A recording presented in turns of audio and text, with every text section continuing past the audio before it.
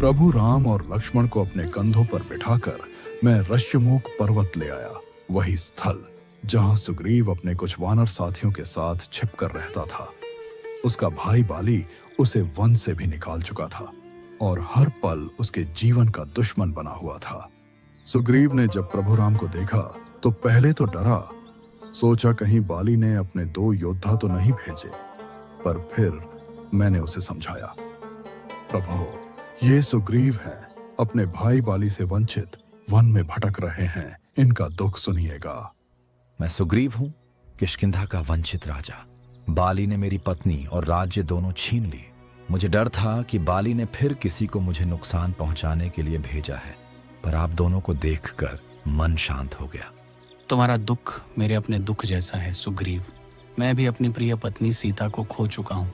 तुम्हारा दुख और मेरा दुख एक ही रेखा पर लिखा गया है। तब हम सब ने मिलकर अग्नि को साक्षी बनाया। सुग्रीव और प्रभु राम ने अग्नि के सामने हाथ जोड़े। सुग्रीव ने ठान लिया कि उस दिन से उन दोनों के सुख और दुख एक हैं। दोनों ने एक दूसरे को मित्रों के रूप में स्वीकार किया। उन दोनों के लिए मित्र वही था जो दुख में साथ दे। प्रभु राम ने ठान लिया था कि जब तक सुग्रीव के अपमान का बदला नहीं लिया जाता, राम नाम अधूरा रहेगा। और सुग्रीव ने भी ठान लिया था कि जब तक माता सीता अपने प्रभु राम से नहीं मिलती, सुग्रीव का जीवन सफल नहीं हो सकता।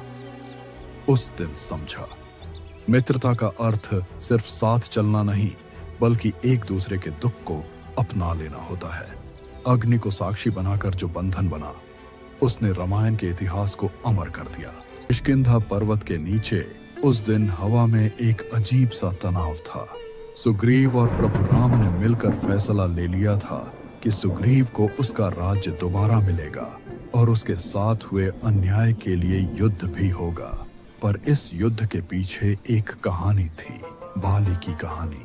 बाली किष्किंधा का राजा था, वीर, शक्तिशाली और अपराजित।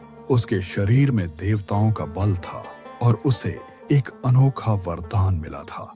एक दिन देवराज इंद्र स्वयं प्रकट हुए थे बाली के सामने। उन्होंने बाली के तप और वीरता से प्रसन्न होकर कहा था, बाली, मैं तुम्हें वर देता हूँ, जो भी शत्रु युद्ध में तुम्हारे सामने से प्रहार करेगा, उसका आधा बल तुझ में समा जाएगा। और बस उस दिन से बाली अमर सा हो गया। उसका एक मुक्का भी किसी पहाड़ को तोड़ सकता था। इस वरदान ने उसे अत्यंत अहंकारी बना दिया। सुग्रीव, जो उसका छोटा भाई था, उसके साथ मिलकर राज्य चलाता था। दोनों भाइयों के बीच प्रेम था, एकता थी। पर एक दिन सब बदल गया। एक राक्षस मायावी किष्किंधा के द्वार पर आया। उसने सुग्रीव को ललकारा।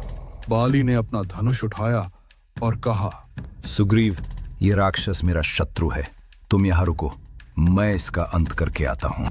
और वो उस राक्षस का पीछा करते हुए गुफा के अंदर चला गया। सुग्रीव देर तक बाहर इंतजार करता रहा। 1 दिन, 2 दिन, 3 दिन बीत गए। गुफा से केवल खून बहकर बाहर निकला। सुग्रीव ने सोचा, उसका बड़ा भाई बाली मर गया है। उसने पत्थर लगाकर गुफा बंद कर दी और दुख में किष्किंधा लौट गया। पर सच कुछ और ही था।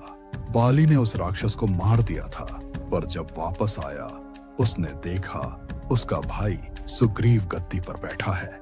उसका खून खौल उठा। उसने बिना कुछ सोचे समझे सुग्रीव को राज्य से निकाल दिया और उसकी पत्नी रूमा को बंदी बना लिया। तब से सुग्रीव वन में भटकता रहा, भूखा, प्यासा, अपमानित। और बाली अपने वरदान के अहंकार में खो गया। उसके लिए धर्म और अधर्म के बीच की रेखा मिट चुकी थी और आज उसी अहंकार का अंत लिखा जाने वाला था। तो ये थी बाली की कहानी। अगले एपिसोड में देखिए कैसे राम ने किया बाली का वध। जा देखिए रामायण सिर्फ और सिर्फ